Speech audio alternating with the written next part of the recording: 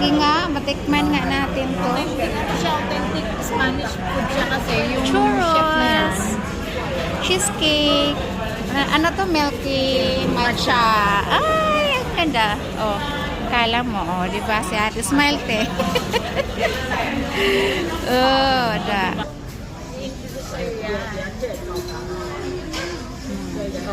Paella niya, yan ang lasa, ano?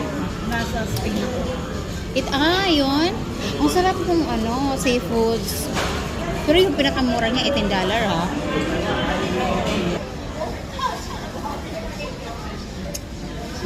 Yummy.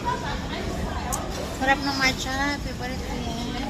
Tere, isaw-saw sa chocolate. Na. Bago pa binigay. Ay, the cheesecake, guys. Oh.